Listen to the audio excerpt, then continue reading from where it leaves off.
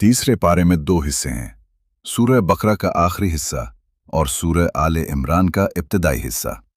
पहला हिस्सा, इसमें सूरह बकरा का बकिया मजमून बयान हुआ है और इस हिस्से में 3 अहम बातें बयान की गई हैं। पहली बात, 2 अजीम आयात। एक, आयतुल कुर्सी जो अल्लाह ताला की शान, कुदरत और कामिल इख्तियार को बयान करती है। दूसरी आयत मदायना जो कुरान की सबसे तवील आयत है, जिसमें लेन देन, कर्ज और मामलात में इंसाफ और दयानत का हुक्म दिया गया है। दूसरी बात, 2 नबियों के वाक़यात। पहला वाक़या हज़रत इब्राहीम अलैहिस्सलाम का है, जिसमें नमरूद से अल्लाह की वहदानियत पर बहस और मुर्दों को जिंदा करने की कुदरत देखने की दुआ बयान हुई है।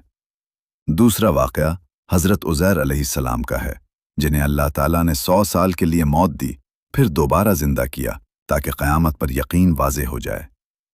तीसरी बात, अल्लाह ताला फरमाते हैं कि सदका देने से माल कम नहीं होता बल्कि बढ़ता है, और सूद बज़ाहिर नफ़ा देता है मगर हकीकत में तबाही का सबब बनता है। दूसरा हिस्सा, सूरह आले इमरान का इब्तिदाई मजमून। पहली बात, सबसे पहले कुरान की हक्कानियत बयान की गई है और अहले किताब से गुफ्तगू की गई है। दूसरी बात, अल्लाह की कुदरत के 4 अजीम वाक़यात। जंग बद्र में मुसलमानों की कलील तादाद का कुफ़ार की कसीर तादाद पर गालिब आ जाना, हज़रत मरियम अलैहिस्सलाम के पास बेमौसम फल आना, हज़रत ज़करिया अलैहिस्सलाम को बुढ़ापे में औलाद अता होना, हज़रत ईसा अलैहिस्सलाम का बग़ैर बाप के पैदा होना, बचपन में गुफ्तगू करना और जिंदा आसमान पर उठाया जाना।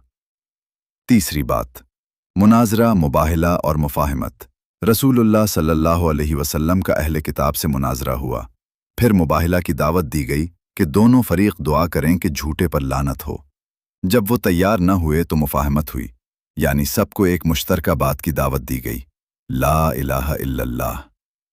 चौथी बात, अंबिया साबिकीन से अहद, तमाम पिछले अंबिया से वादा लिया गया था कि जब आखिरी नबी हज़रत मोहम्मद सल्लल्लाहु अलैहि वसल्लम तशरीफ़ लाएं तो वो उन पर ईमान लाएंगे और अपनी उम्मतों को भी उन पर ईमान लाने की तलकीन करेंगे। पैगाम, अल्लाह ताला ही कामिल कुदरत, ज़िंदगी और मौत, नफ़ा और नुकसान और हिदायत का वाहिद इख्तियार रखता है। अल्लाह ताला हमें कुरान की हिदायत पर अमल करने की तौफ़ीक़ अता फ़रमाए। आमीन।